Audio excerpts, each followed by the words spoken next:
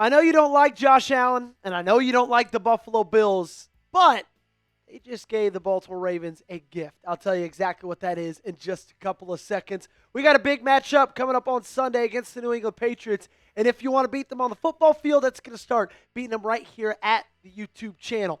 Patriots today beating us only by 10 subs in this battle.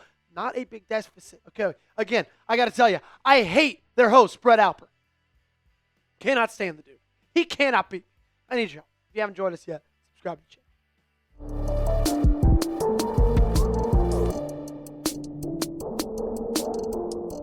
So week 15 for the Buffalo Bills was a very, very exciting one as they beat their division rival New England Patriots 35-31. At one point, they were down 21-0.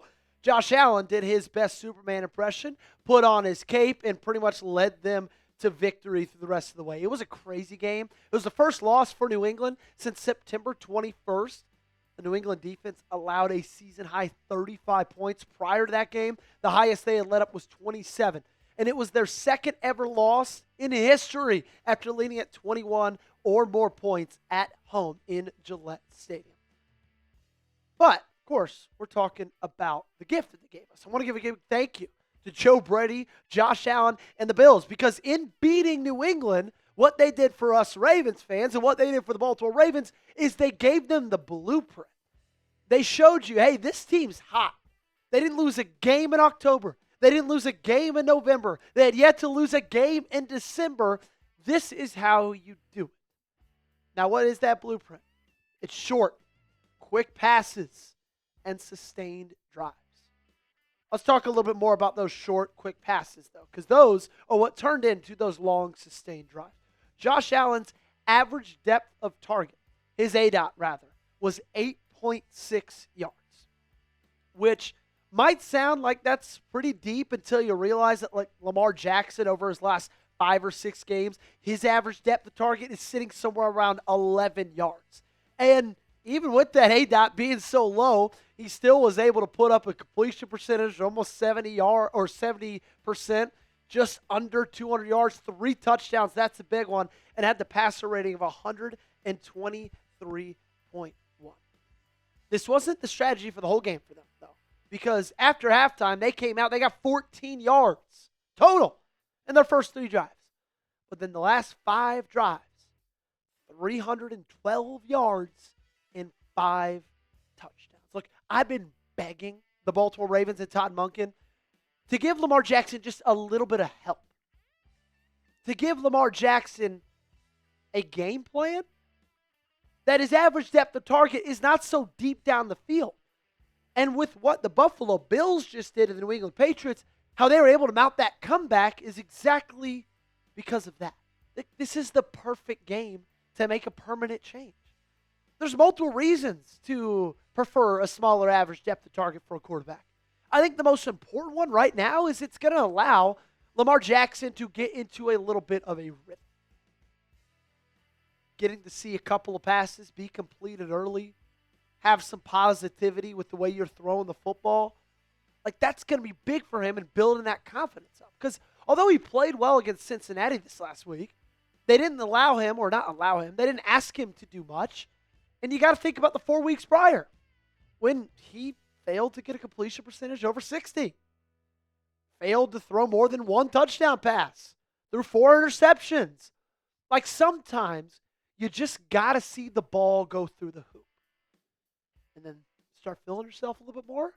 Confidence starts going up. And then that's when it's time to maybe start ripping those deep passes. But early in this game, to keep yourself in it, to get yourself some points early, short average depth of target, get Lamar feeling himself, and give me some long sustained drives.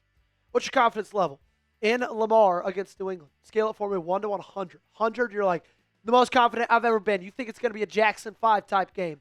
If you're not very confident, then you're lower. You don't think it's going to be that great? Give me a 1 to 10, anywhere in there. Gage, what would you say your confidence level is? Gage is around a 60. I'd probably be somewhere around there as well. I'm excited about it. Another reason for a smaller average depth of target is less turnover prone. Plain and simple. When you are not forcing the ball downfield as often, you are less likely to throw an interception. That might sound elementary, but it's the truth.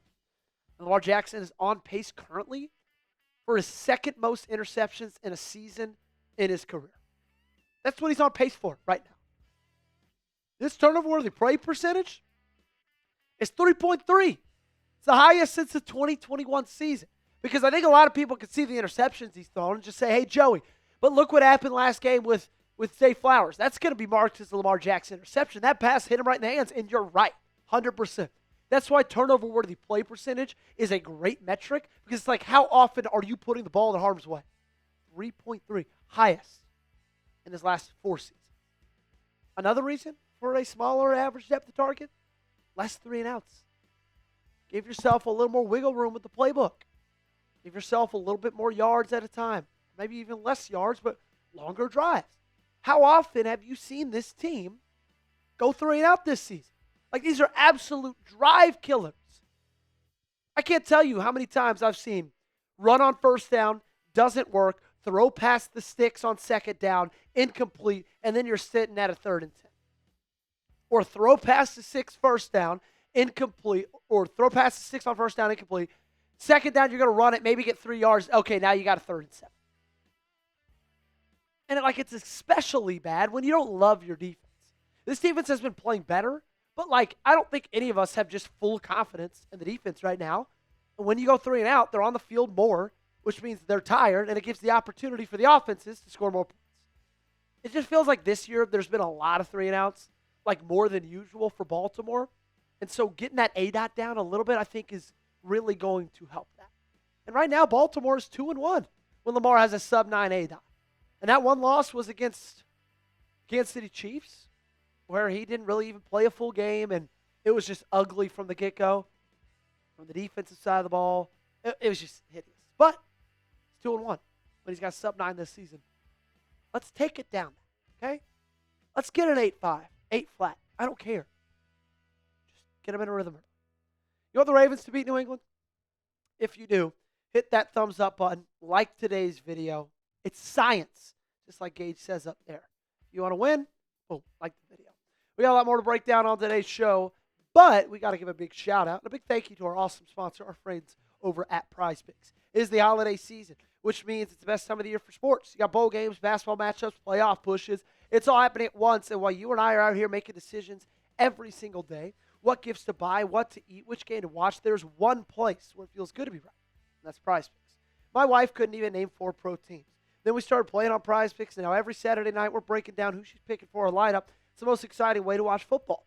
On PrizePicks, how you play is up to you. If you want flexibility, choose FlexPlay, where you can get paid even if one of your picks misses. And if you want the biggest payouts, go for the Power Play. No matter your play, PrizePicks is a great way to put your takes to the test. Here's my PrizePicks lineup for Sunday's game against the Patriots. Give them more on Drake May, 239.5 passing yards. More on Derrick Henry, 4.5 receiving yards. And I love Lamar, but less than 13.5 yards longest rush. Download the PrizePicks app today. Use code CLNS to get $50 in lineups after you play your first $5 lineup. That's code CLNS to get $50 in lineups after you play your first $5 lineup. Link to this promo is in the comments and description of today's video. PrizePicks, it's good to be right. All right, for the rest of today's show, we're going to do what we usually do at some point during the week. Who has the edge? We're going to go position group by position group. Offense, then defense. I'm going to tell you which of these 2 teams I would favor. Head coach, Patriots. Look, Mike Vrabel has low-key had Lamar Jackson and John Harbaugh's number. And sure, it might be his first year in New England, but I believe that Mike Vrabel is a top 10 coach in the league. And so for that reason, I think the head coach edge goes to New England. I don't think I'm going to get much pushback on that. Quarterback position, this one was long and hard to think about, but I'm going to go Ravens. I get it. Drake May is playing at a really high level this season, but he's a second-year player. He's still young. I'm not ready to say that I would take Drake May over Lamar Jackson. Sure, he hasn't had his best year, but, come on. I think all of you would say that the Ravens have the edge over the Patriots when it comes to quarterback position. One game on the line, you need to win it. I think you're choosing Lamar over Drake. Running back, I'm going to give the edge to the Ravens as well. Travion Henderson is a great back, but frankly, I like Derrick Henry better. I think everybody likes Derrick Henry better. I like Keaton Mitchell as well, and so I'm going to give the edge to the Ravens. Wide receiver room was tough. I think with how Kayshon Boutte's been playing for the Patriots, I got to give the edge to New England because you just haven't seen much from this wide receiver room in Baltimore. Like, Zay Flowers has been fine. He has some good every game. He has some bad every game. Rashad Bateman's been a big waste of pay. DeAndre Hopkins, when he's been in, he's been great. He just doesn't get much playing time. And so I'm going to give the edge to New England. Same with their offensive line. This one might have been closer. This one could also probably be a push if you wanted it to. But at the end of the day, it's hard for me to have faith in this Ravens offensive line when Lamar Jackson is getting pressured on 25% of his dropbacks. Like, come on, let's call it. Actually, last game, it was 50% Gage, not 25%. My bad. Defensive line, I'm going to go with the Patriots for this one. Draymond Jones played great. Mike Green played great.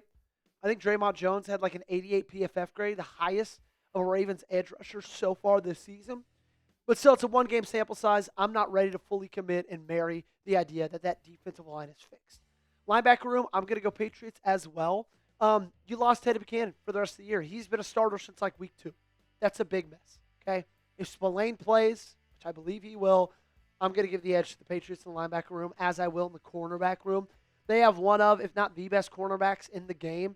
I think it's Patrick Surtain and then Christian Gonzalez. I like who you got, but you just lost Chidobe Awuzie, possibly. So I'm going to give the edge to New England there. Safety room, though, I'm going to give the edge to the Baltimore Ravens. Malachi's playing at a great level. Kyle Hamilton is Kyle Hamilton. You're getting, Darius Washington back in the fold. So I think that edge goes to Baltimore. It's going to do it for today's program. Make sure you guys got me followed on socials, Twitter, Instagram. Make sure you subscribe to the channel. Daily updates only on your Baltimore Ravens.